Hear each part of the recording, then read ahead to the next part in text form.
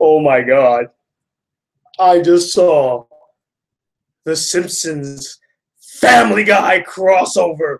But before we do that, as always, it is the live chat. So,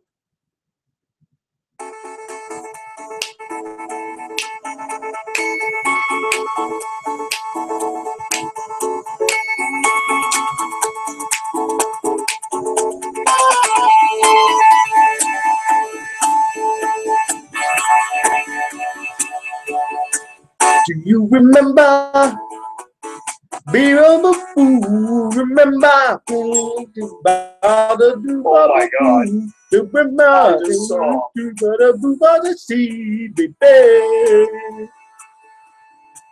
I don't know what I'm singing about, but you remember I was off key, remember? It's the live chat tonight, hooray! Say, do you remember? Back in September, I stole this idea from Donkey.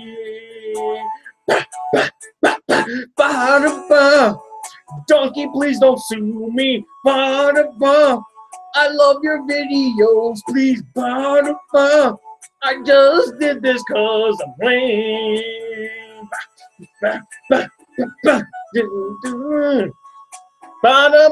Live chat's up and running.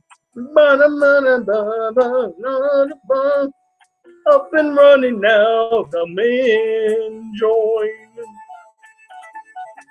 I'm enjoying the live chat of December. Singing. Na na na na man.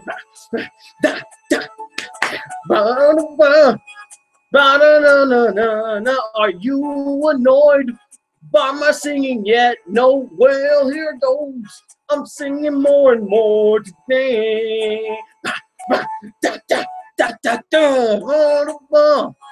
Live chat is up, yeah. I'm posting the links everywhere. Talking Simpsons Family Guy.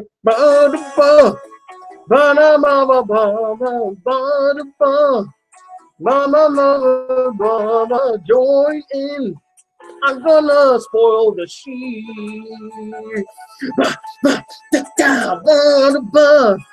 I'm gonna stop this song now, cause I'm gonna start this freaking live chat. So stare this live chat, please. There you go. Now it's over. All right, guys. Welcome to the monthly live chat, where I keep you guys up to date with my plans for the upcoming month, which is October, and ask you guys to rate my success of the previous month, which was, well, it's not really the previous month since we're still in it, and we'll still be in it until Tuesday, so fuck, I guess I screwed that up. But still, rate my success on how I did for the month of September, which was Nostalgia Month. Now, I do have to do a lot of apologies.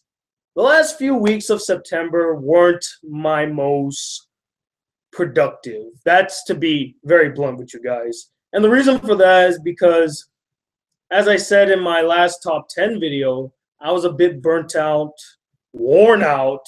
I just didn't really feel like doing any videos, you know? And not to get too mushy-gushy about it, because it's really, excuse me, not a big deal anymore, but I was dealing with some emotional issues, personal issues, and other sorts and stuff. But it's nothing to be worried about. Everything is fine now. It's just the last few months were not that good. And then balancing school and work and YouTube, something has to give, and sadly, it was my YouTube channel. But that doesn't mean I'm not going to do any more videos. I love doing these videos. I love talking to my subscribers, and I just enjoy my life. I really do. It's a lot of fun. And that is the honest truth, guys. Before we start, I'm going to read some of your comments.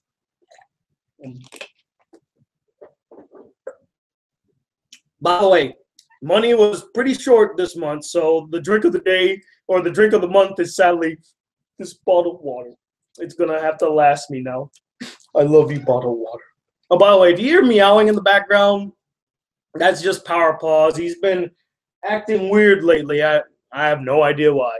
But let's read some of these quick comments. And by the way, while you're rating my success, I just want to ask you, do you want me to talk in great detail, not just vaguely, because I will be doing a non-spoiler review for this, but would you like me to talk in great detail about the Simpsons Family Guy crossover? And this includes spoilers, by the way. So let me know in the comments below. And now I'm going to read these comments. So I'm going to start from the bottom first. Let us see who's here. We got Miles Palmer. What? Hi.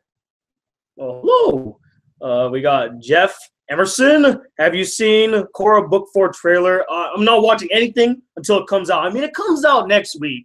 I think I can wait one more week until it comes out. Otaku with Glasses, welcome. Hi, Tony. I just want to say this month by far was the best month because it made me look back at my childhood, watching all these amazing cartoons like Keen and Kel and Toe Drama Island. I love your comment, but just so we clarify, Keen and Kel wasn't a cartoon; it was a live action show. But it's okay. I get where you're going with. This month was honestly a perfect month, 4.5 out of 5. Only reason not adding a 0.5 because you have done a top 10 list on favorite adult. You should have done a top 10 list of favorite Adult Swim shows. No, I mean I understand, but Adult Swim isn't nostalgic to me because Adult Swim, I started watching it very recently, like 6 years ago, so it's not really nostalgic. And plus, there aren't a lot of good shows on Adult Swim to make a top 10 list out of, at least back then. Nowadays, I might make an argument towards that, but I mean, come on. Squidbillies, Aqua Teen Hunger Force, Sea Lab. Really, I was never going to put them on any list. Christian Alonso. Yo, Tony, what's up? We got Juliet Byrne. Welcome. When is it going to start? Well, it just started now. All right. Let's see. Tony, what's your thoughts on anime? Okay, well, we'll get to questions later, but welcome, Gabriel SR. We got TG5455. Tony, I have to disagree. Or Tony, have you ever disagreed with me on something that I said on a comment about movie or about an anime or movie before? I hope I don't sound selfish asking this question. I mean, we're all going to disagree time and time again. I mean, no one's ever going to have universal opinions that relates to everybody. There might have been an anime or a movie that you enjoyed that I personally didn't enjoy. A movie and anime that I really enjoyed that you found mediocre or terrible. So I can't think of one off at the top of my head. I would have to look back. But, I mean, if it happens, it happens. It's nothing to really be pissed off about. We got Star 6 Wars. What up? Leonardo Juan. What's up, T? What up, man? Let's see. We got Sassy Simone Smith, Triple S. Hey, when are you going to review Hana Yamata? By the way, I'm the one who posts that on your Facebook page. I don't think I read that yet. I'll have to look into that. We got Kate Smith. We got more comments. I once ate a dinosaur. I hope it was delicious. Oh my god. Full work shifts at Panda Express. Not fun. No. Pip Love Steffi, welcome. I'm so glad I checked my subscriptions. Welcome. Bronstein. I hope that I said that right. Bronstein 1. Yes, I didn't miss this one. Sup, Tony? What's up, man? Nintendo Reload, 10 out of 10. Best singing ever. Yuta, your singing is passable. You're right. Yeah, I'm a terrible singer. Oh my god, the title is amazing. I worked really hard at thinking about it. And by really hard, I just thought of it last minute. So there's that. Nostalgia Month was awesome. 9 out of 10 from Star 6 Wars. Cool Nerd Yates. Yeah, Yates 29. Hey, BCG, finally got a new phone and finally caught one of your live streams. Well, welcome, my friend. We got Changamir McClam. Do you read Saturday AM manga? If so, what are your top 3 favorite mangas in it? I actually was reached out by them to read their manga. Sadly, I really haven't had the time to read it. I do feel bad about that. It happens a lot with the things that I do. I mean, I do reviews like very frequently, so doing like collab vids or at least reading other things, it's kind of jumbled. Wow, made it just in time. How are you, BCG Senpai? Well, welcome, John Ivy. I'm glad you're here too. Let's see, more comments. J Rev, I'm here. Welcome. And those are the first few comments right there.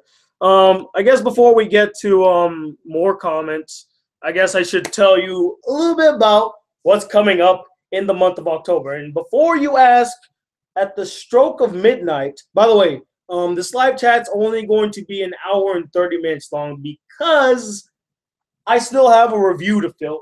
Actually, shoot, forgot to close this. I still have a review to film. I did not do my Simpsons Family Guy review, which I will be doing a non-spoiler version for those who don't want anything ruined but just want to know what I thought. That's coming real soon. It'll probably come out tomorrow. And yeah. So I'm gonna be doing that. Hopefully I'll be done by 1 and then I can edit it. And then I gotta, oh my god, I gotta finish my homework. I've been completely procrastinating this entire weekend because my friends came down and they were like, Tony, we need to go out and hang. I'm like, okay, let's go out and hang. I should be doing my homework. I should be watching this one anime that I have to review by the end of the month. But you know what? Friends, we got to do, go have a social life. That's another thing I had to balance too. Work, school, YouTube, social life. It's like juggling balls, man. It's just really hard. Let's see. Oh yeah, back to plans for October. I keep getting sidetracked, but so as you all know, October is going to be horror month, which is a no-brainer. I mean, October, horror.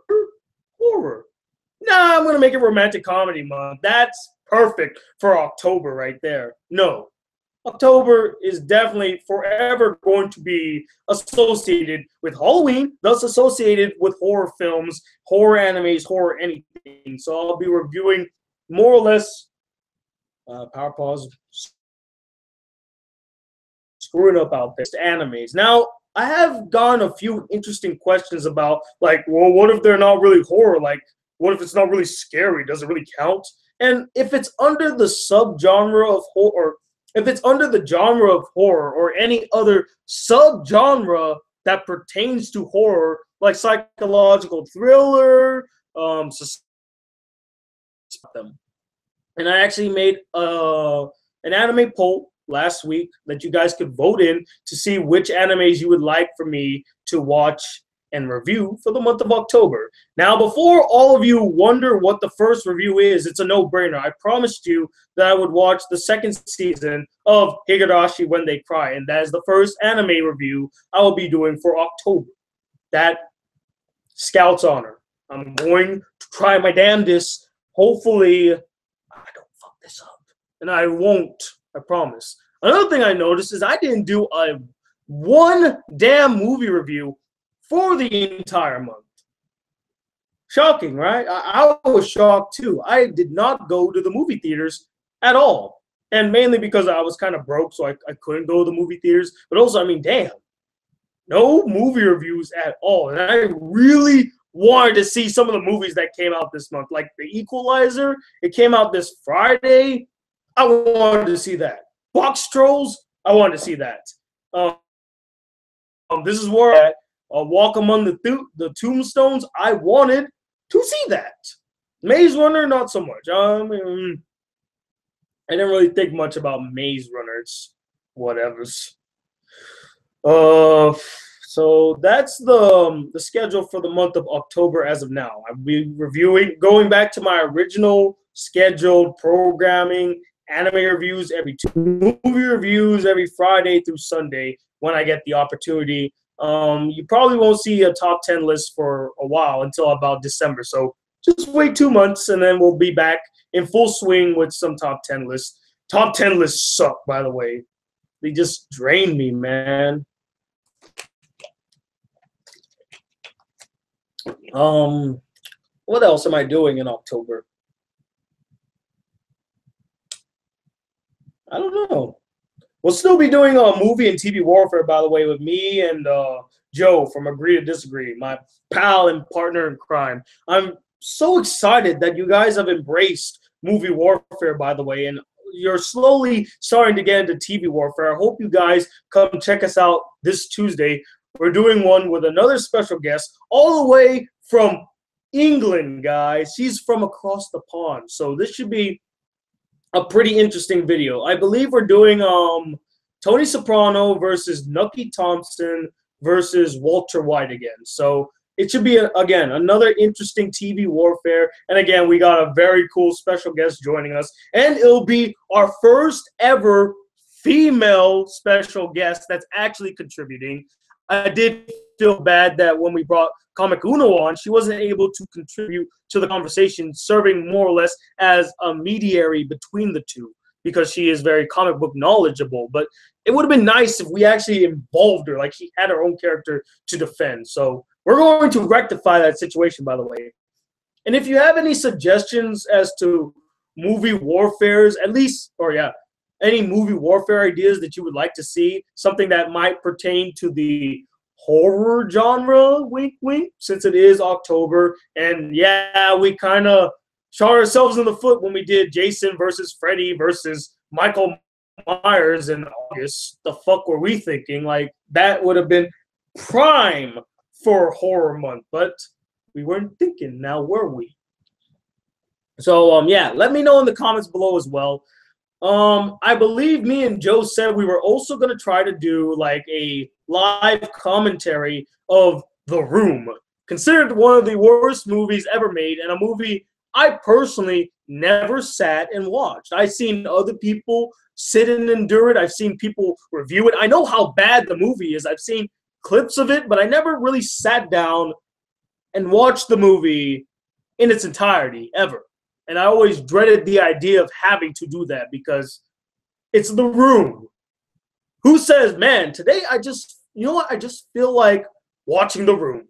That's just going to pick me right up. Although I wouldn't be surprised if there were people out there that would say something like that, considering the world that we live in. Whew. Man, I've been talking a storm. 38 viewers. Awesome. All right, let's get to some of these comments and see what you guys are saying down in the doobly-doo. Now, let's see. New comments. There we go. Scroll down to the last comment that I saw, which was... which one was it? I think this is it.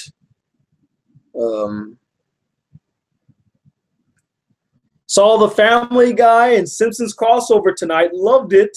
I'm glad you enjoyed it. In fact, back again. If you guys want me to talk about it in great detail, let me know. And I will be talking spoilers. So let me know if you do want me to discuss it here or you want to wait for spoilers and maybe a separate video, which is fine. I understand. It just came out tonight. So doing spoilers might not be the smartest idea. I understand that. Why not try it with spoilers, see what happens? Okay, I got one person that says it's okay. I just watched the crossover. Yes, you should. I really want to hear what you thought of it. Sure, talk about Family Guy, Simpsons crossover to your heart's content. And Nostalgia Month was a success, in my opinion, by Utah. Thank you. Top 10 video games you liked. There's so many most Mario games I like. You know, Mario and his adventures and, you know, Mario Party, Smash Bros, the fighting games. So I like that. Yes, do a reaction video to the Simpsons Family Guy crossover, okay? I would love for you to talk about the crossover however you would like. Give this month a 5 out of 5. Please talk about this. Okay, I guess a lot of you want me to talk about the Family Guy Simpsons crossover. And you know what? We got the time. Let's begin. Let's talk about the Simpsons Family Guy crossover. So for those of you who don't know what the episode is about, it starts off with the Griffin family. And, or by the way, if you didn't know, this is the season premiere for Family Guy. That's why it starts off with the Griffin family and how they got more focused than the Simpson family. But we'll get into that a little later. So it starts off with them, and Peter comes in through the door and starts complaining about the comic strips in the newspapers and decides, you know what? I'm going to start drawing comic strips. And what I loved about this whole thing was I felt like it was a clever nod to Matt Groening, who started off as a comic strip artist before creating The Simpsons. So I was like, oh, I see what I don't know if that was their true intent, but that's what I felt like. It was like a little nod to the creator of The Simpsons because he was a comic book, or he was a comic strip artist before. And I was like, oh, I like that. So Peter starts drawing comic strips that I actually found a few of them pretty funny, although in typical Family Guy fashion, they kind of pissed off a lot of people, these comic strips, particularly those of the female persuasion. Like, they find them very sexist, and to be honest, they were pretty sexist. One of them was like, no, both of them was like, this man comes in, he throws his wife on, my dishwasher is broken. I know we shouldn't be laughing because that is such a mean joke, but I love off-color humor. I found that funny. And then his second, like his third, not his second, but like the next comic after that one was the same guy throwing his wife on the table and saying, my vacuum cleaner is broken now. And the guy behind behind the table, he said, you're the guy from yesterday. And everybody just starts getting pissed. A lot of female members of Quahog start storming his door, and not storming, but standing outside of his house, holding pickup signs, you know, getting angry at Peter for his sexist comic, which, you know, was reasonable. It was pretty sexist. So this now forces the Griffin family to have to flee once again. How many times do they flee Quahog? I mean, this feels like it's like the 500th time. They're like, oh shit, we did something bad, or someone is out to kill us. Gotta leave home on a journey onto the road. And while they're fleeing Quahog, their car gets stolen, and they end up stranded in Springfield. And they bump into the Simpsons family. Now, it first starts off where they go to the Quickie Mart, and they're hungry. They're looking for food. They have no money to buy the food, and they interact with Moe. Not Moe, sorry, Apu. Apu is the first Simpsons character that they interact with. And the way that Peter addresses Moe, or damn, why do I keep saying Moe? Apu, because they're voiced by the same person. I get them mixed up. But since when he meets Apu for the first time, he actually refers to him as what was it? He refers to him as Cleveland, but with a funnier voice, like different voice Cleveland is, I believe, what he said. So, he's talking. They talk to Apu, and Apu's like, "No, I'm not gonna give you any donuts if you don't have any money." And then from the distance, someone's like, "I'll pay for their donuts." And this person walks out of the shadows that looks sort of like Homer in the dark, but when it comes out, this guy has a mustache and he's thinner and Glows is like, did you say that? He's like, no, I didn't say anything. And then Homer comes out from the other shadows, and then Stewie's like, why does this convenience store have so many like shadowy areas? And so he buys them donuts, and then he brings them to his house, and they all meet, and now they're just interacting with each other. The thing that I love so much about this episode was how faithful it was to both shows. And they kind of do this whole thing in the beginning of the episode where they have all the family do a crossover with Modern Family. And Chris is like, oh, it's so family come together. And, you know, it doesn't even feel like a cheap ploy to, you know, bring popularity, but I was like, okay, that's enough. We get it. Stop hitting us over the head with this. I did like the well, most of them, not all of them. I like the interactions between the members of the Griffin family, between the members of the Simpson family, and the characters in Springfield as well. The whole like they all have their own like side stories. Homer and Peter's side stories, basically they're trying to find their car. They're trying to find the Griffin's car. So they set out to go find the car, and they do this really it was funny, but it also disgusted me where they were in really short shorts, and they're like washing cars. I mean, it was supposed to be uncomfortable. It was supposed to be disgusting. So it worked there, but at the same time, it's like, oh, I'm never gonna erase that from my mind. It was horrifically hilarious, is what I'm gonna call it. And of course, you got the whole interaction between Bart and Stewie, which I really liked how they addressed this. Because the one thing I always heard people do is like, oh, Bart, like Stewie is the new Bart. He's just like Bart. When they are nothing alike. They are not even in the same category at all. Two different characters. I mean, yes, freaking Bart was considered like the quintessential bad boy, rebel, delinquent kid in the family. And Stewie, although I'd never really considered that, I'd never considered him the delinquent of the family. I just considered him an evil genius that isn't really respected for his intellect by the family. So the comparison between the two I never saw, and they do address that here in the crossover. The way that they handle situations, the way that they act in situations are completely different. Like, there's a scene in the episode where they're skating together, and then Nelson comes out of nowhere and punches Bart in the stomach. And Stewie's like, how long has he been doing that? Which I love what he says. Like, he's been doing it for about 24 years.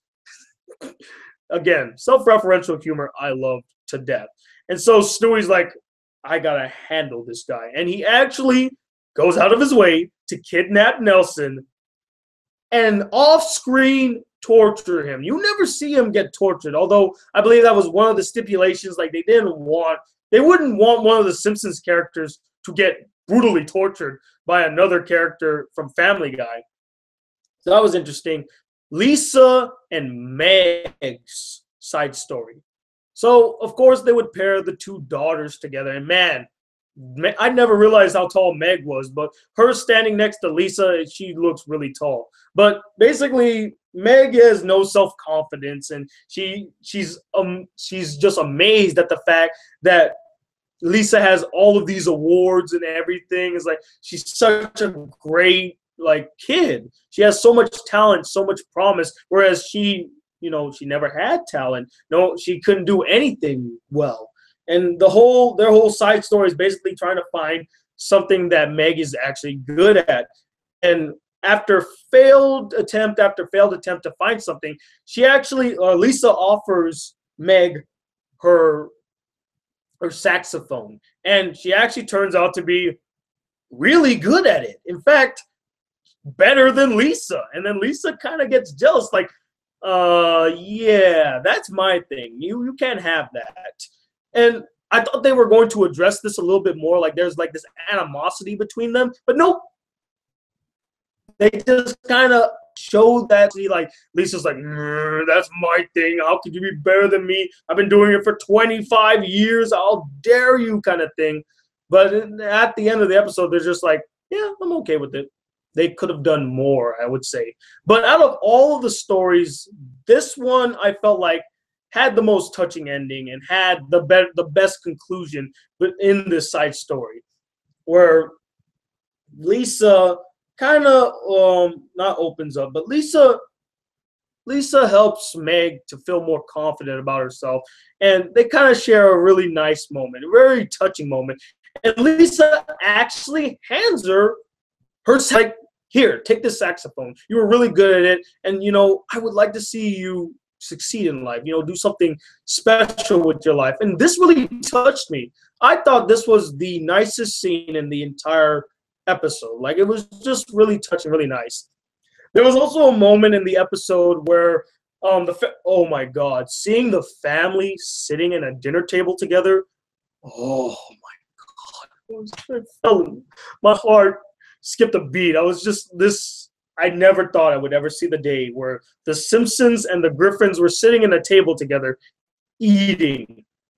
That blew my mind, and that just made me happy.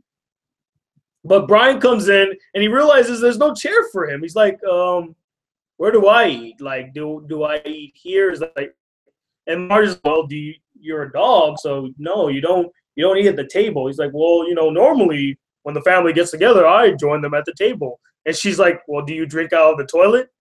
He's like, well, yeah, kind of. And then you eat in the kitchen with the other dog. And he's talking to Santa's little helper, who doesn't really talk. Whenever he would bark, he would refer to it as like, shoot, what was it? What did he say? That's like dirty language. Like, God, what did he say? God, I can't. For the life of me, I just saw the episode an hour ago, and I can't even remember what he said to Santa's little helper. Because whenever he would bark, he's like, "Yeah, that's vulgar language. I don't talk like that. I talk proper. I talk like humans talk." And he actually, the irony of a dog walking a dog, I found that hilarious. And he actually's like, "Go be free." Santa's little helper takes him off of his leash, runs. Santa's little helper just runs, and they're like, "Oh shit, we gotta catch him." They go, him and Chris are like running around town trying to capture the freaking has Santa's little helper. He ends up at Krusty Burger, unleashing a bunch of dogs who all look very similar. So they're like, oh God, which one's Santa's little helper? And that one ended on a pretty weird note. I mean, it's like, oh, hey, Marge, I just want to tell you that Santa's little helper, and then Santa's little helper comes out of nowhere. What? He's here. That's all you wanted to tell me, Brian, that he was here? He's like, oh, yeah. And the whole thing about Chris trying to do impressions, I thought was pretty funny. Like, Al Pacino when he did Matthew McConaughey, all right. And that was pretty funny. What else? The fight. The fight. Oh, my God, that fight. It was long. It was epic. It was everything I always dreamed a fight between Homer and Peter would be like. Now, let's talk about the end of the fight. Now, a lot of people are going to say Peter won here. And at first, I would almost say he did. But the thing is, in a chicken fight, normally Homer joins with the family, and then it cuts back to the chicken, and he opens his eyes, showing that he's still alive, and there will be another fight to come. But in this one, he started to do the typical walking away thing, and then it shows Homer. He opens his eyes, and it's like there's still a fight to be had. But the thing is, Homer gets up, dusts himself off, starts walking, and then Peter's just sitting there. He's like, "Wait a minute, why are you still here?" He's like, "Oh, I just realized I parked behind you." So technically, that was I don't know what to think about it, because I can't really say it's a draw, because both sides, they do fight, and Peter is the one that stands up at the end. But again, this is a Family Guy episode. Of course, they're going to choose the Simpsons character.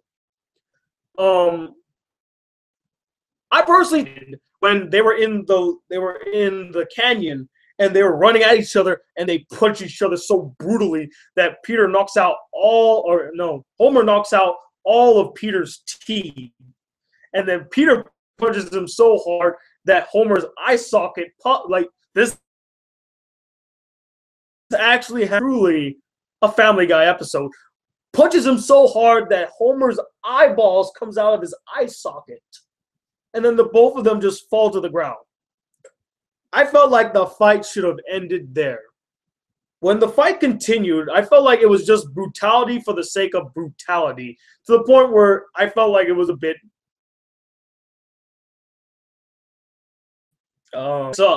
picks up a rock, smashes Homer's left hand to pieces, and then picks up like a really sharp metal spear, and he's about to stab Homer. And I'm like, do we really need to go this far with this? You could have ended in a draw, and it would have satisfied at least most of the parties, because to end where one person beats another, you're going to have somebody mad about it. A draw would have sufficed for most people. It would have sufficed for me. But then you had the whole, like, he got the upper hand, and now it's Peter on the ground. Homer's holding up a big rock, and he's like, say hello to Maud Flanders, referring to dead characters from their show. And then Peter sees that the spaceship's about to fall down. He's like, no, you say hello to Goldman's wife, who's whatever her name was. And he's like, who? And then it falls on him, and then he's like, he looks like he's dead. The fight was good. It was really well done. The action scene, it was just really good. I just really I don't know how to feel about the ending. Is it a tie? Did Peter win? I don't know. I, for one, am going to stick by the fact that it was a tie. I mean, it even ends to where they're like, let's just agree to stay in our own time slots, a half hour away from each other. Agreed? Agreed. All right, see you later. And then that's it. In fact, they make reference to that a lot. Like, when they first get to Springfield, state isn't in. He's like, I don't believe we're allowed to say. Or like, we should come visit here more often. And Brian's like, no, I think this is a one-time deal. We're not going to do this again.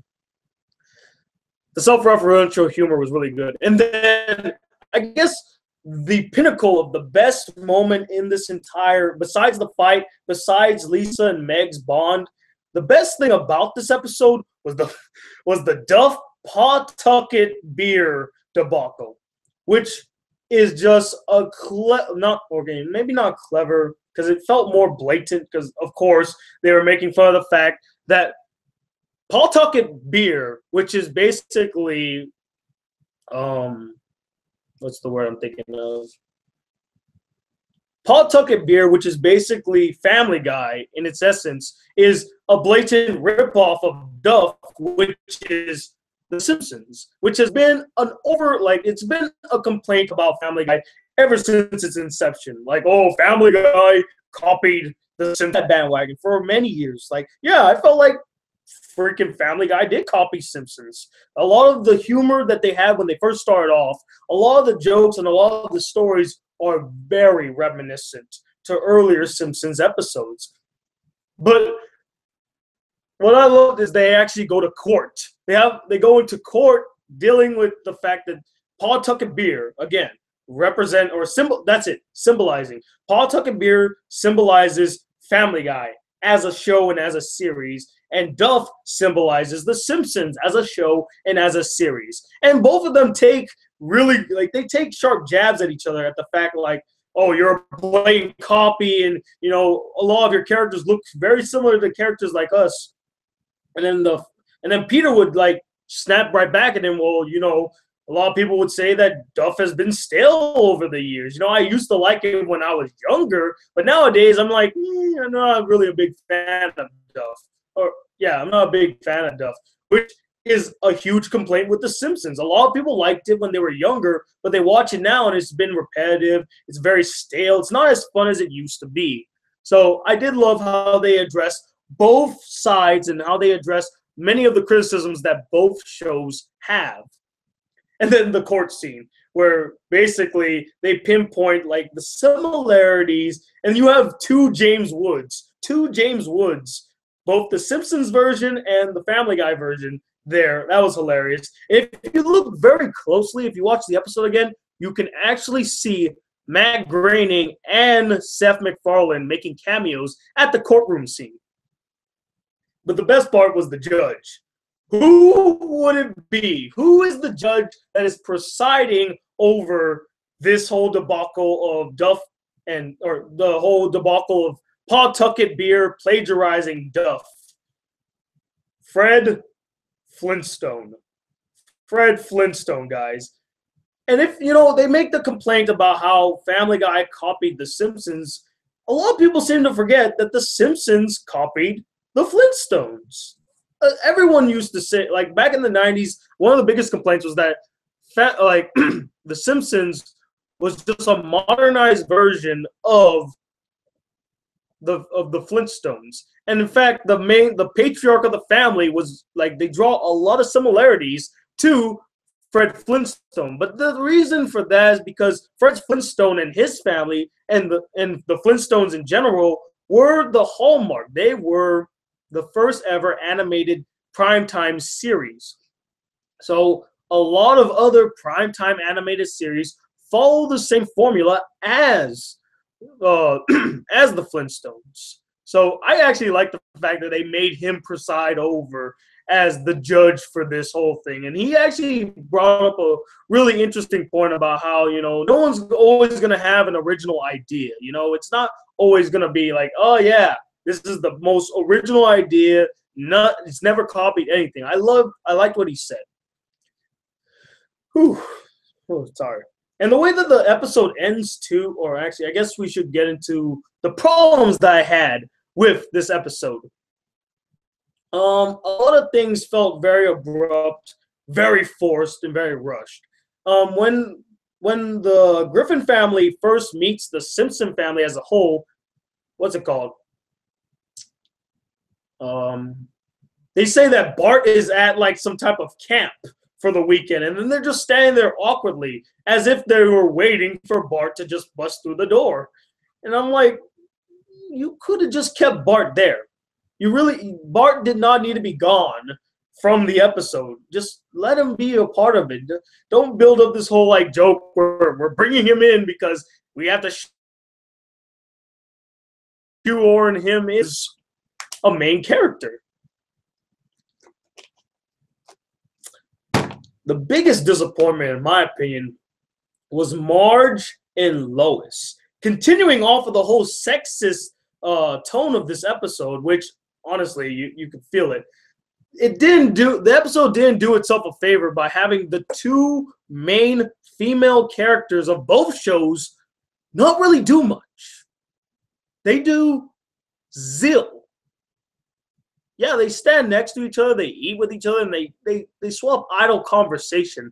But out of all the members of the family, they are the ones that don't get any screen time or any moments where they're bonding with each other, which was a huge wasted opportunity. You have Homer and Peter sitting on the couch together, and then in comes Marge and Lois. And they were like, hey, we went to the movies. We went to go see Surf's Up 2. And Marge's like, I had to cover my eyes because I thought the penguins were going to drown. Why couldn't we see them actually walk to the movie theaters, have a little conversation, maybe even swap like their parenting styles, It was a waste. You have Marge and Lois. This is the only time they're ever going to interact with each other. And it was very, very short. They didn't do much, if not anything. I felt like they didn't really do anything. They had nothing funny to say. They shared no legitimate moments with each other. What a waste. I know we all want to see Homer and Peter bond, and they do show them bond throughout the entire episode. They're the vocal characters that bond in this episode.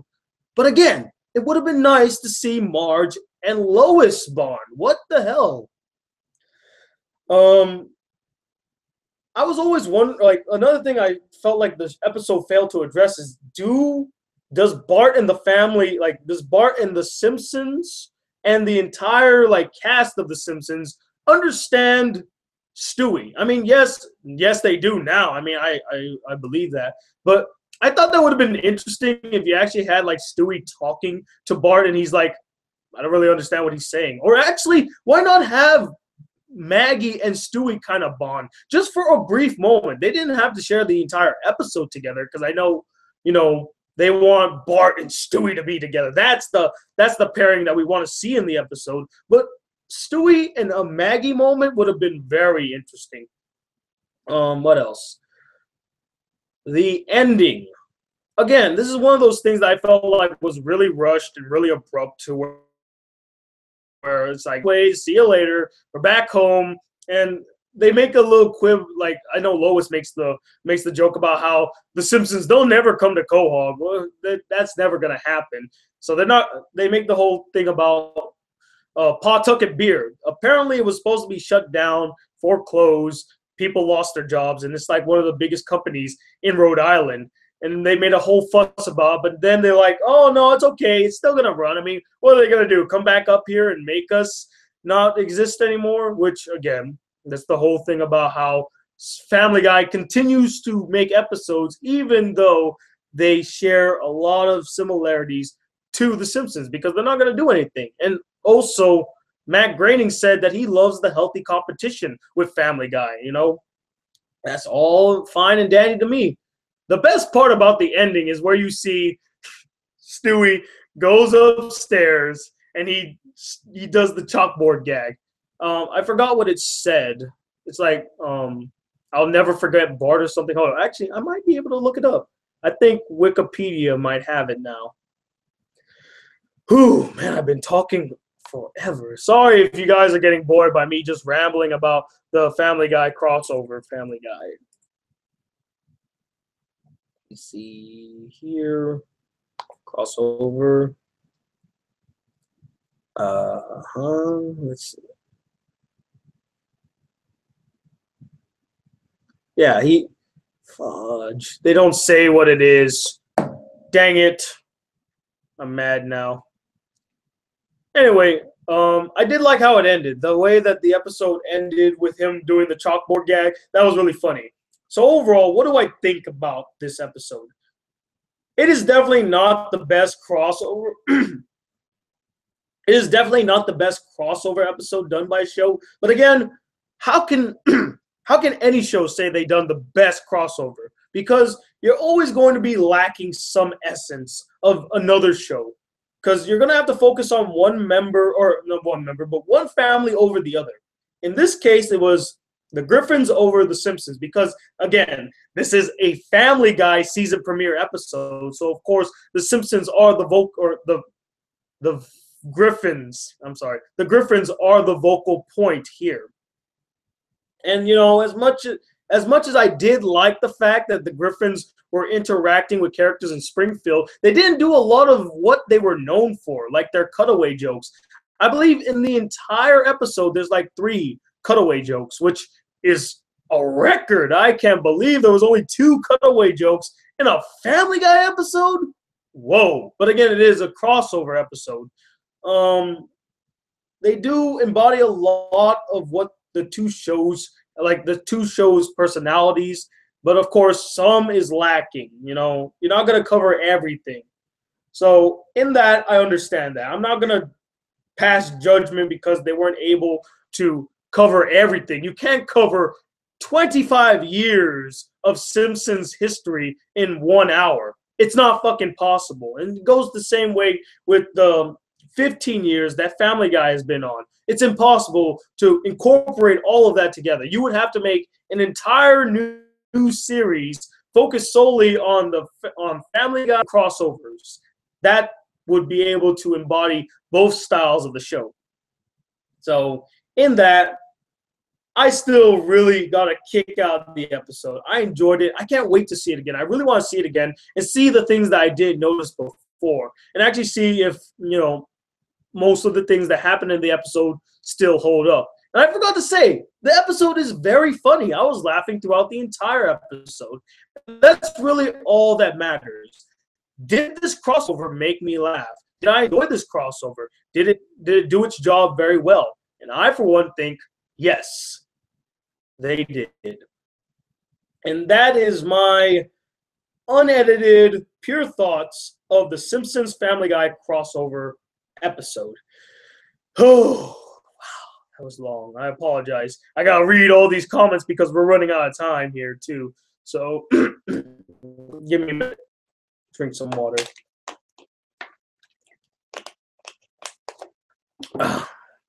Okay, let me just real quick and then I'll read some of your comments.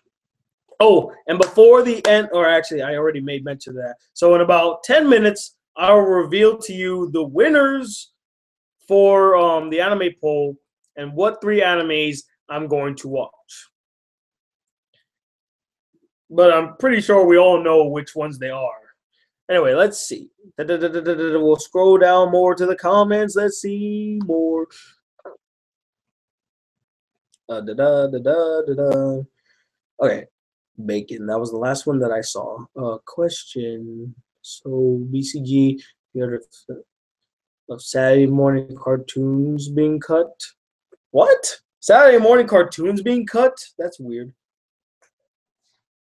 William McCown. Oh, I guess that was a while ago now. But hello there, Kat. Saying hi, Puffy Amayui. Hello. As everyone told you, you look and sound like a.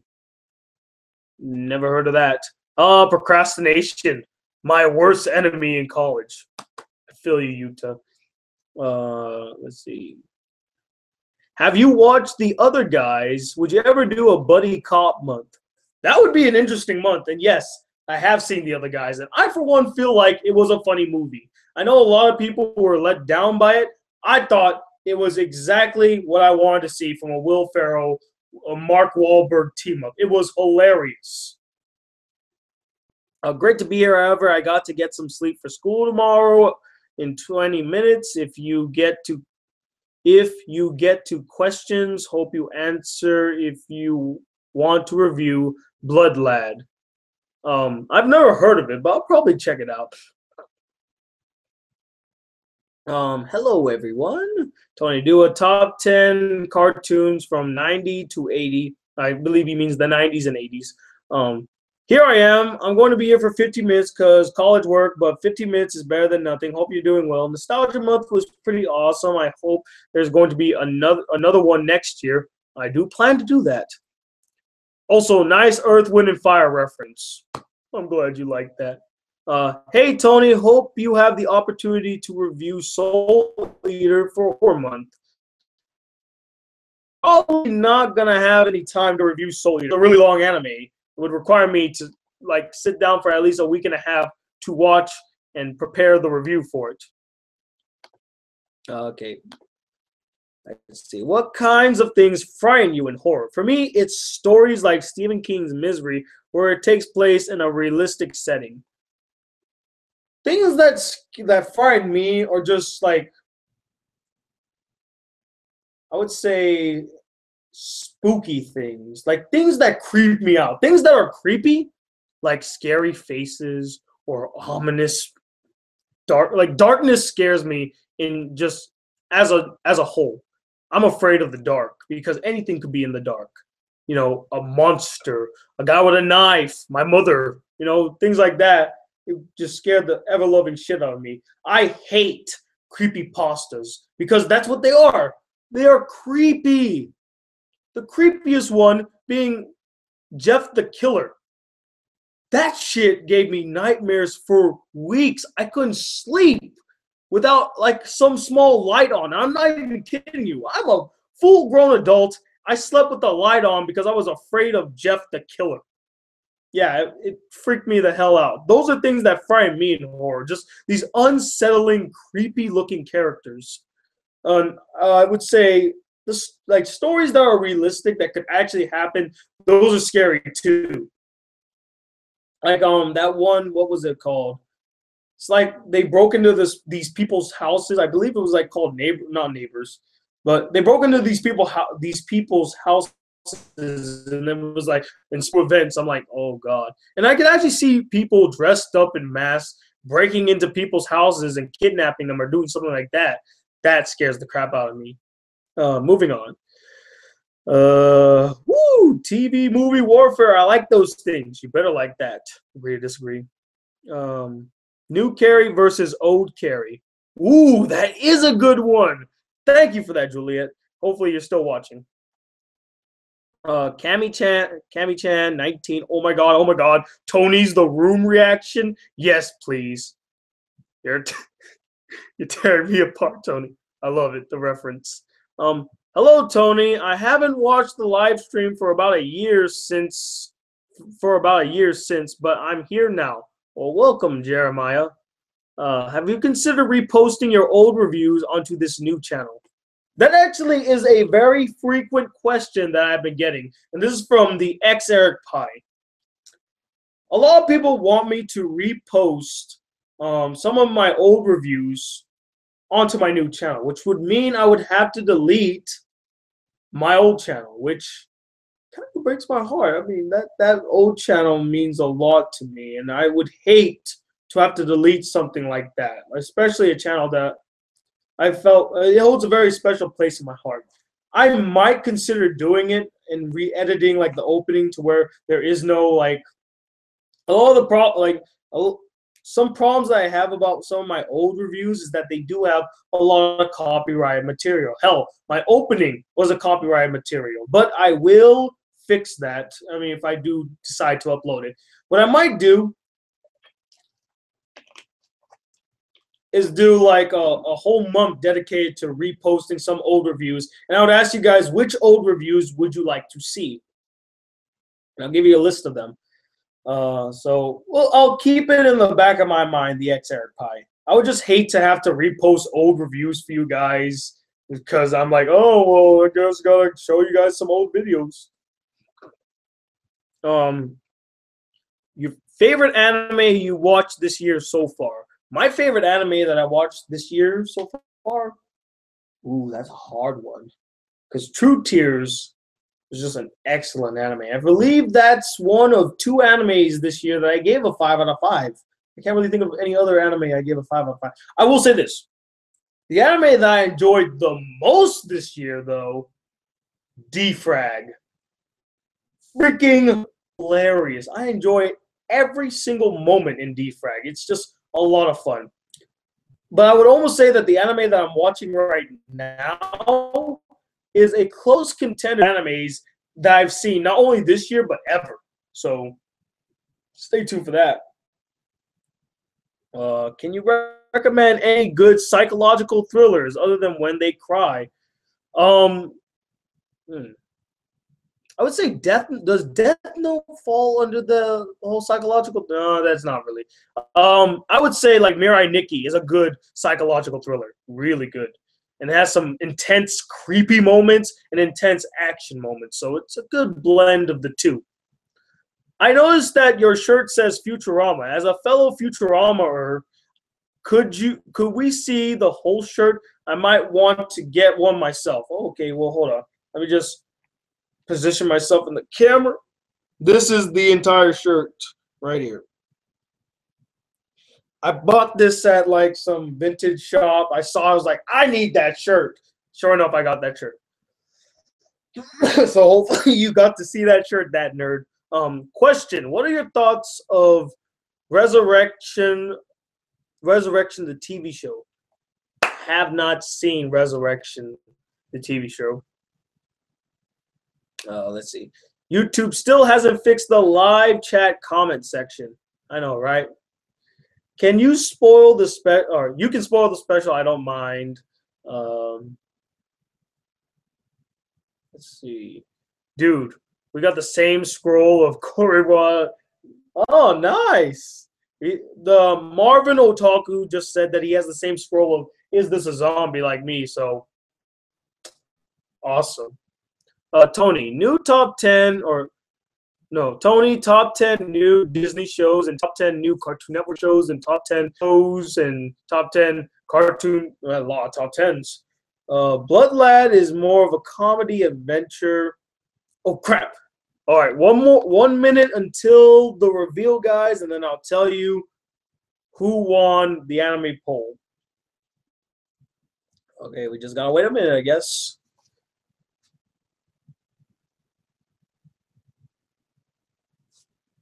Oh wait, I don't have a watch. But why am I even looking at my wrist? So, you guys know any good stories? You know, and pass the time until the minute's up. You know, just anybody? No, no good stories. Shit.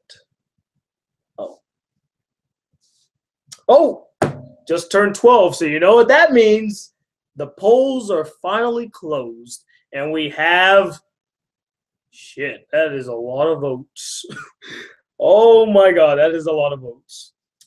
We have our three winners, and they're pretty obvious. I suspected that these three were going to be the ones that people wanted me to watch and review. Starting off with the first one with a total of 357 votes.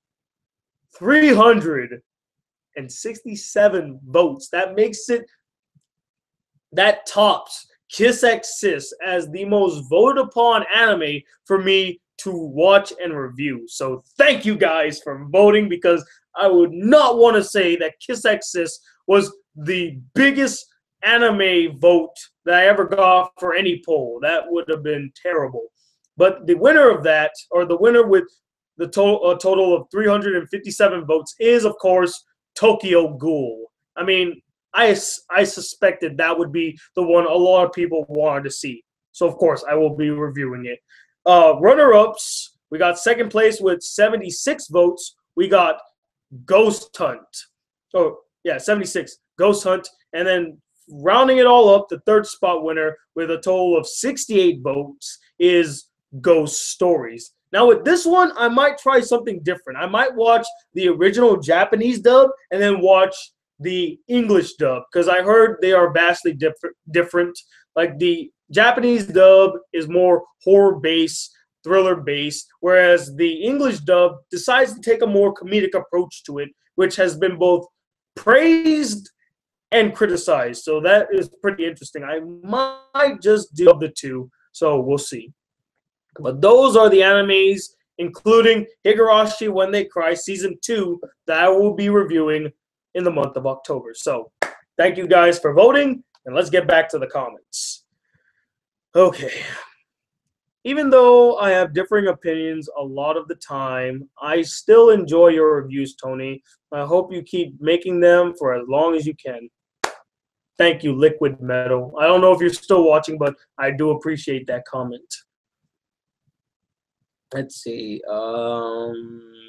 Since Big Hero 6 is coming out in November, are we gonna get a Disney week? I would love to see it again. Actually, Christian Alonso, we will be getting a Disney week at the same time that I did Disney week last year. So do stay tuned for that. Let's see. Pip loves Steffi. Hey Tony, would you ever do a cartoon review? There's this cartoon called Gravity Falls. Season 1 is over, and it has like 5 Season 2 episodes right now. It's a mystery cartoon. It's about these twins who spend their summer in this town called Gravity Falls, and them trying to uncover the mysteries of the town. And it's amazing, not cliche at all. I've heard about Gravity Falls for quite some time now. In fact, one of the bigger YouTubers that actually talks to me, Food Tunes, his favorite shows. In fact, he really enjoys it. He's done a bunch of videos speculating about hidden messages about the show, which I found very interesting. And I just might excuse me.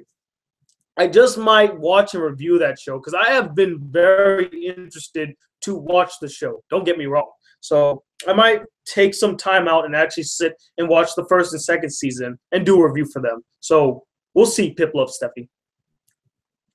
That car wash scene made me got me cringing hardcore. I don't blame you. Do a review of The Simpsons.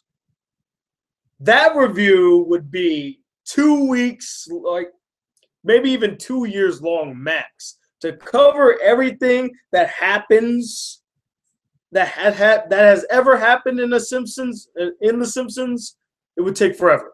I could never review The Simpsons. And I would have to take into consideration that I personally stopped watching The Simpsons after a couple new seasons. I got really disappointed about the direction that some of these episodes were going, where some of these seasons were going.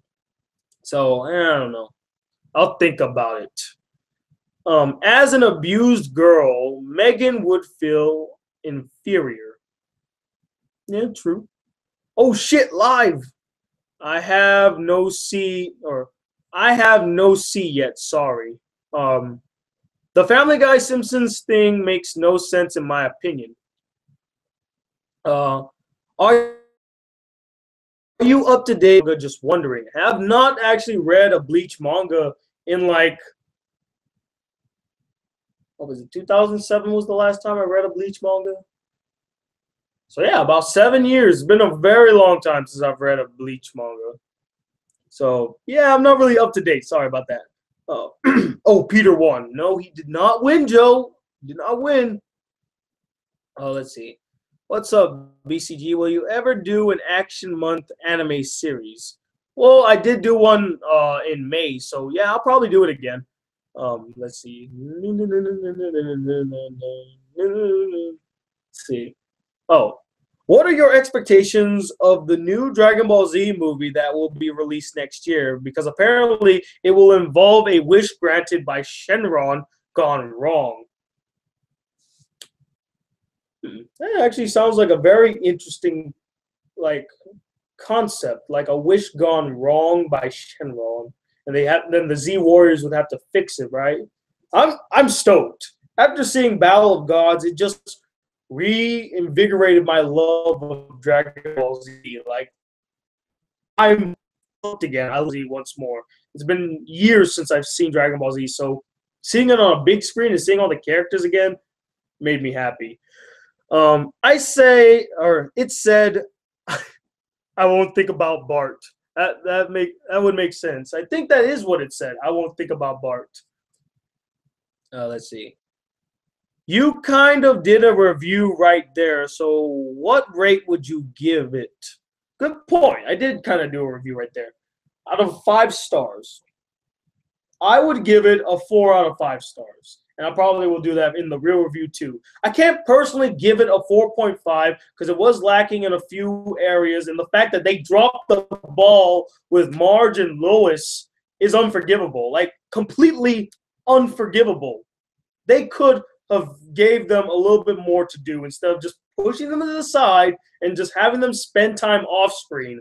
That is fucking ridiculous. And the way that some of these stories end are a bit abrupt. Some things are very forced. Overall, though, I still really enjoyed it. That's why I give it a 4 out of 5. It is definitely worth watching, especially if you're a fan of either one of the shows. It's definitely a crossover that we all really wanted to see. All right. I got to hit refresh again.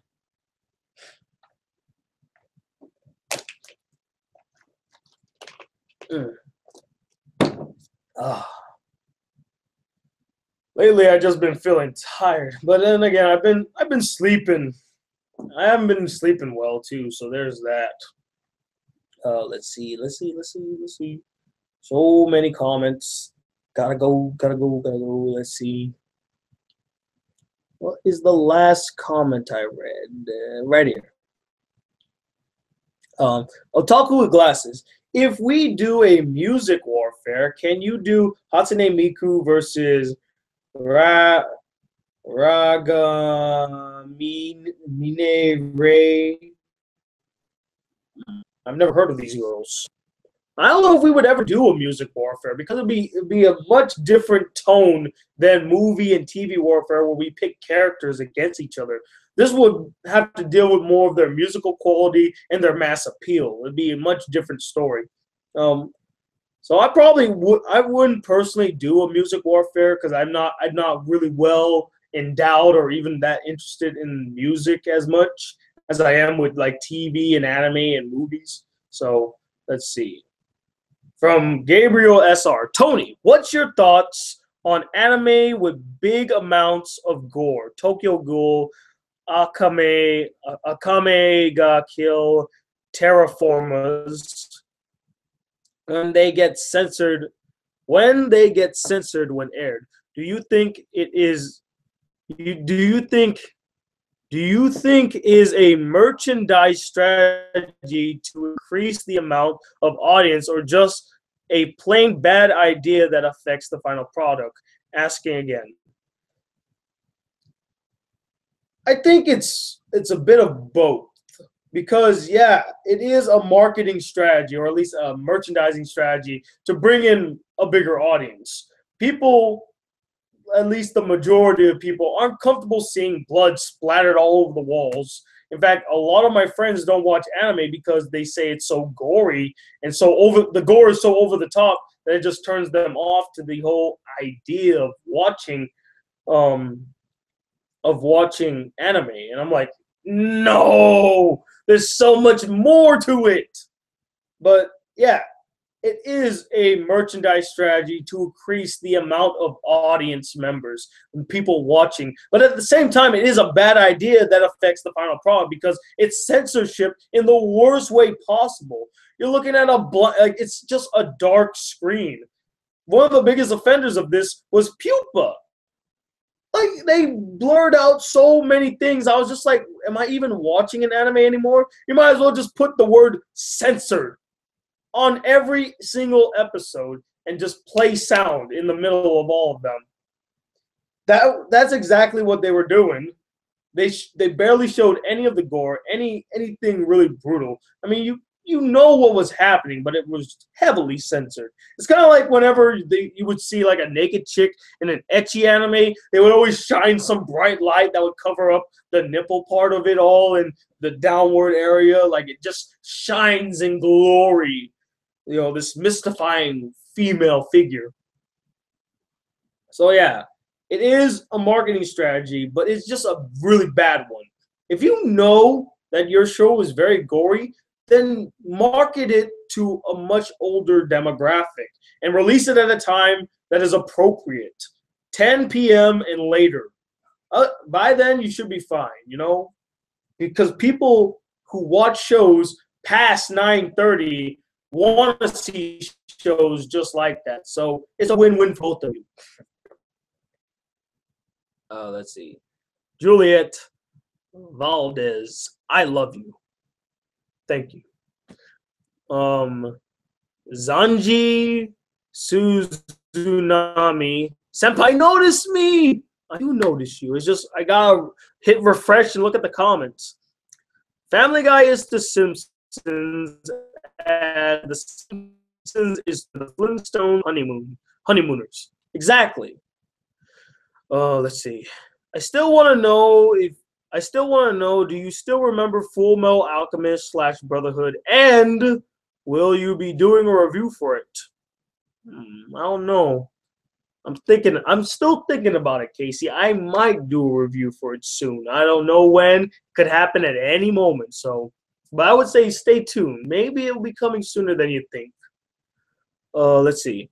Are you going to watch the anime I requested earlier?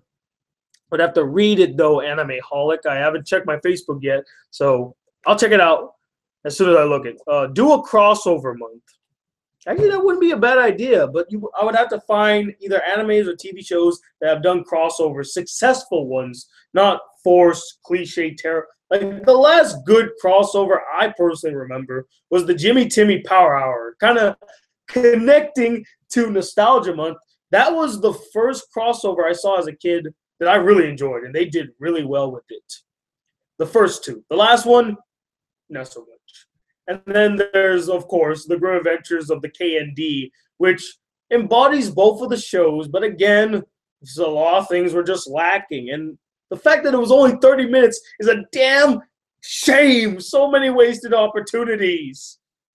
But, you know, you do what you gotta do, I guess. Let's see. Do you watch the University of Central Florida football because you go to UCF? Now and again, I watch the games. I mean, I'm not big on it, but yeah, I support my home team. I love UCF, and if we have a team playing somewhere, I'm always gonna support the home team, no matter what. But if I don't, I'm not gonna force myself to go watch it because, man, I just gotta watch the football game. If I don't feel like watching it, I'm not gonna watch it. Let's see. Do you wish The Purge was a comedy instead? No, I don't think it would ever work as a comedy. The concept seems too dramatic. It plays off a more harsher tone. They would literally have to alter the entire movie for it to fit into a comedy setting. You know, like, oh, it's a month of killing. You gotta. How would you do it? I can't even imagine it. Like, that'd be like the darkest comedy I've ever seen, or at least something that Martin McDonagh would do, which is a director that loves to do black comedy. Let's see. Let's see. Oh man, why am I so tired now? Oh, sorry about that. We got 15 minutes until the live chat's over, so I'm just gonna read through some of your comments. Let's see. I keep staring at Seraphin instead of looking at Tony. Well, hey man, come on, dude. Don't be looking at her. You know, just yeah. See, don't look at her. Look at me. Look at me. Just kidding. But yeah, you know, I just realized she really does stand out back there, doesn't she? Whoopsie. Just look at the Guam flag. Just look at the Guam flag, you know? Look at that beautiful flag. Look at the texture, the little palm tree with the boat in there, and then you got this river coming down near the sea and the sand and the crest. How beautiful that flag is. Just look at the flag. Oh, let's see. Moving on. Hey, Tony, go to sleep. LOL. Go the fuck to sleep. I actually I read the book.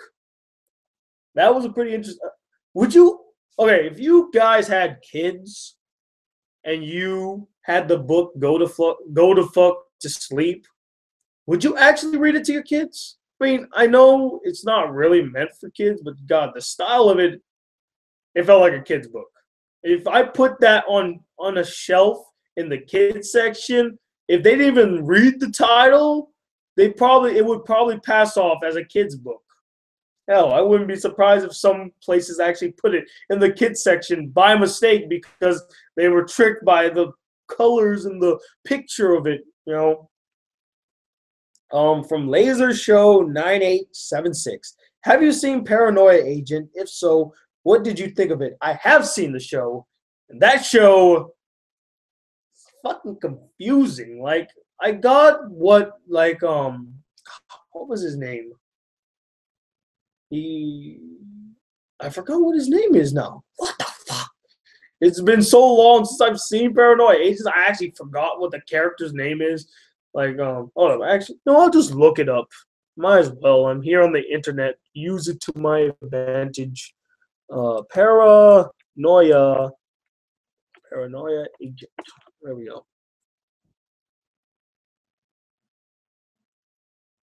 Shonen Bat. There we go. That's what it was. But I remember watching the show being like, I get what they're going with. It's just that it was very perplexing to me. It's very deep. It has a lot of layers to it that when I first saw it, I never really noticed. It was only later when it was pointed out to me that I noticed a lot of things. Like, apparently there was this whole like clash between how we all escape into things. Like, someone, I forget who it was, but someone said like how one of the characters escapes into like this other world where everything's drawn in a different style. That was his way of escaping the troubles of his life, and that's what he watched when he was a kid. That was his escapism. And a lot of the characters, they go through these escapisms and find ways to find excuses to escape the things that they do in life. And Shonen Bat, or the character of Shonen Bat, shows up to people who want to use that as an excuse to escape something like that. At least that's what someone told me. I personally saw it as a very deep show, a show that I truly didn't understand at all at first, something that would have to be watched and analyzed again.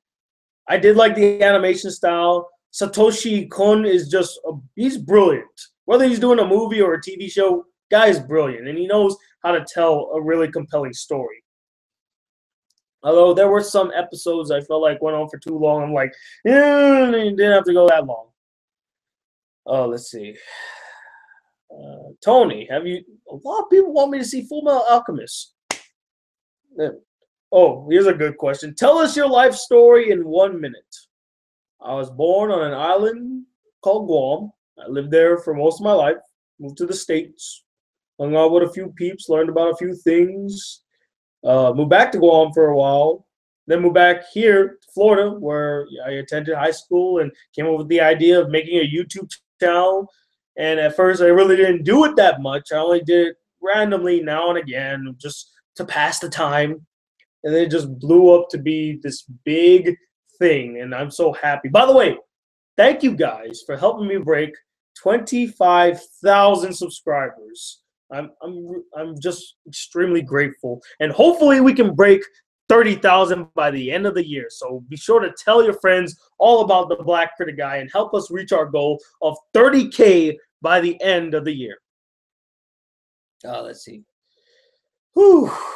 Just a suggestion, but maybe in your 0 out of 5 review, you should end it with never watch blank, like with your green review. Also, in your 5 out of 5 reviews, you should end with a go watch blank or go check out blank.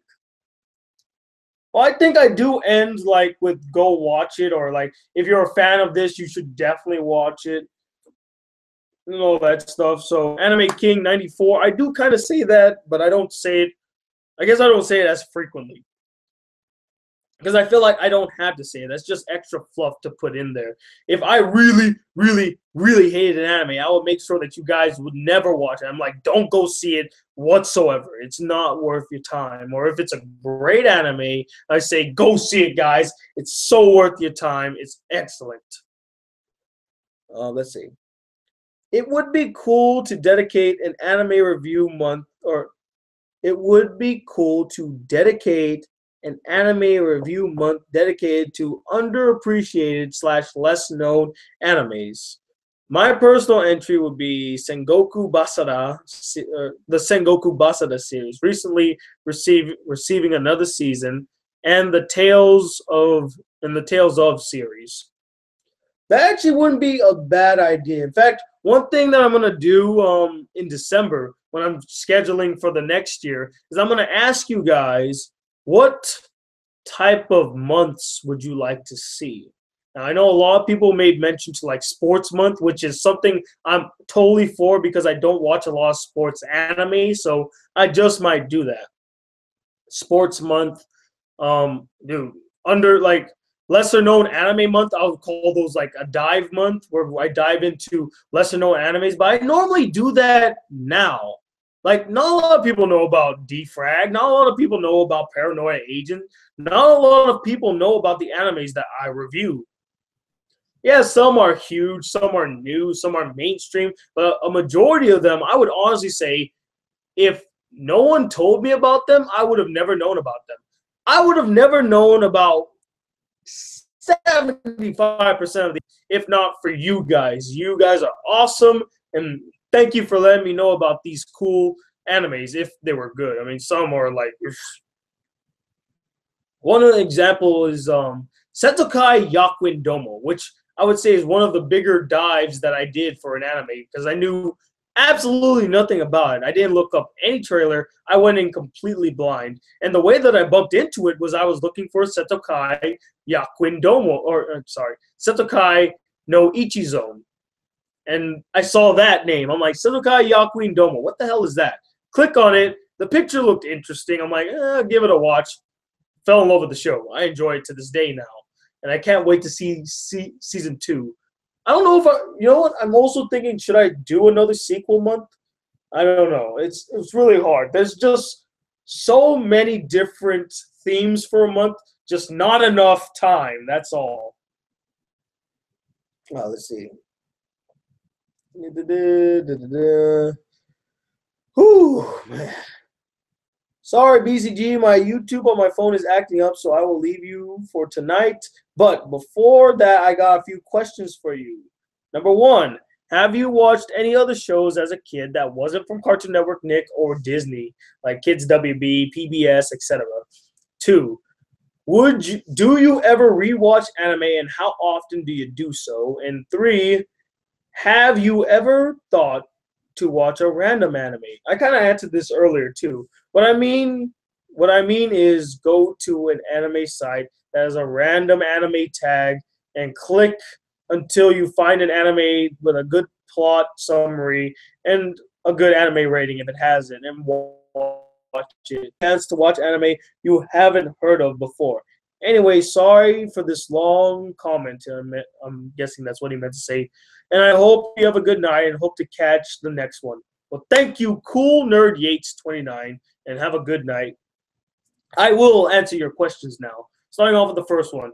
Have I ever watched any other shows as a kid that wasn't from Cartoon Network, Nick, or Disney? Yes, I have. I did watch Kids WB. I wasn't a big fan of PBS. Never was. I never watched Arthur. Wasn't a big fan of the Clifford the Big Red Dog or Dragon Tales, and just never was into those. But those that aired on Kids WB or even Jetix, if anybody remembers Jetix or Foxbox, most of them kind of went to either Cartoon Network or Nickelodeon as syndicated shows. One in particular, I used to watch Shaolin Showdown, which was a syndicated show on Cartoon Network. And I also watched Mucha Lucha. I actually mentioned that in my 10 forgotten TV shows. I'm feeling really bad for not throwing that into the list because I feel like not a lot of people remember Mucha Lucha, which I thought was a really creative and fun show, just like all the other shows I named on that list. But yeah, I did watch other shows that weren't on Cartoon Network, Nick, or Disney Channel. The only reason I picked those three was because those were the channels that I watched frequently when I was a kid. As a kid, you never really liked to, skip to other channels. I came home, I would always change it to the channel 27, 33, 51. 27 being Nickelodeon, 33 being Cartoon Network, 51 being Disney Channel. And you remember the numbers. To this day, I will never forget what channel Cartoon Network, Nickelodeon, and Disney was on when I was a kid. Always going to be in my head. Okay, question number 2. Do you ever rewatch anime, and how often do you do so? I do rewatch a lot of animes. I started rewatching Death Note again, which actually was really good. I forgot how great that show was. In fact, that show. I probably should do a review for that too. A lot of the comedy shows that I given really high, I rewatch, of course, School Rumble. School Rumble, I have to watch School Rumble at least once every 6 months because a year without School Rumble is just heartbreaking. I can't imagine a year with no School Rumble. Defrag is the only anime this year I've seen so many times, at least reviewing wise. I've seen Defrag so many times. It definitely will be in the top 10 of the year. I have seen Elfen Lied before. I've seen that many times after completing it.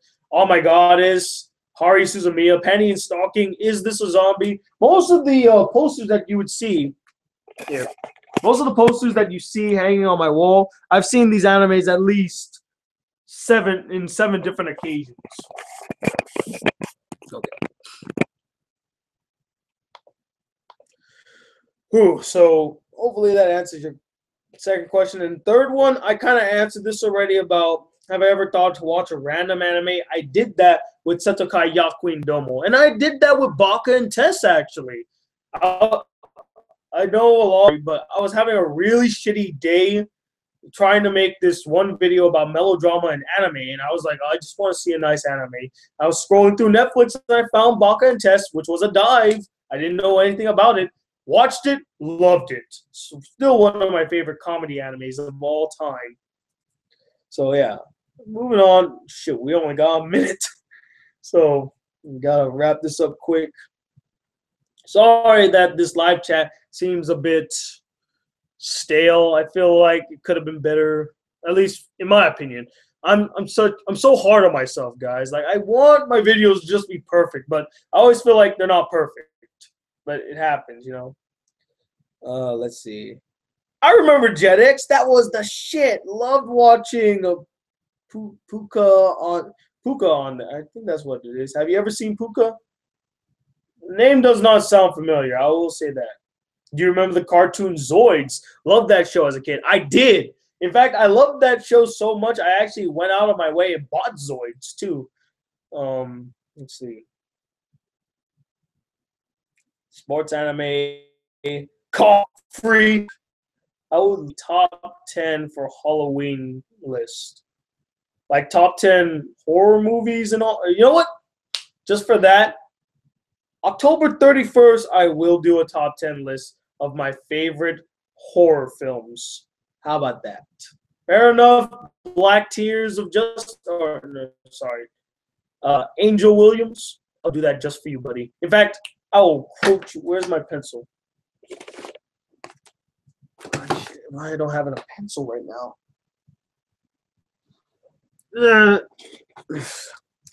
Angel Williams. Angel Williams. Request top 10 horror films. How about that? Horror films. Bam, done. Enough said. And with that said, the live chat has now reached its conclusion because I gotta get back to making the review for Simpsons Guy, so it'll be out tomorrow and I can edit it. I gotta catch up on some homework after I'm done here. So thank you guys for watching the live chat, and stay tuned. October will be in my opinion, a much better month than September. I'll be doing what I do. I'll be going back into the swing of things, movie reviews, anime reviews, not many top 10 lists, and maybe a few why I won't watch videos as well. I'm trying desperately to do a food for thought, but every time I try to do a food for thought, I just lose interest or I just have nothing interesting to say about it, and I just drop it. I've made my third attempt to make a food for thought video, and it fell apart at the seam. It just fell at the seam. So I will try my best to try to bring that series back because I did love it. I do love it, and I want to engage you guys in some intellectual discussions. So pray hard, long and hard that I'll bring back the food for thought segment. Anyway, guys, thank you again for watching. Stay tuned. I got the Simpsons Guy tomorrow, and hopefully if I finish the anime tomorrow, an anime review for September 30th, the final review for the month. So until then, guys, if you are new to my channel, hit that subscribe button. I'm trying a new outro, so try that again. If you're new to my channel, hit that subscribe button, like this video if you really enjoyed it, or let's see. Yeah, that's this is so weird. All right, I'm so used to just saying hit that channel. Anyway, if you are new to my channel, hit that subscribe button, like this video if you really enjoyed this. Fuck! See, this is how I do my reviews, by the way. If I slip up, I'm just like, oh, gotta go back to the beginning.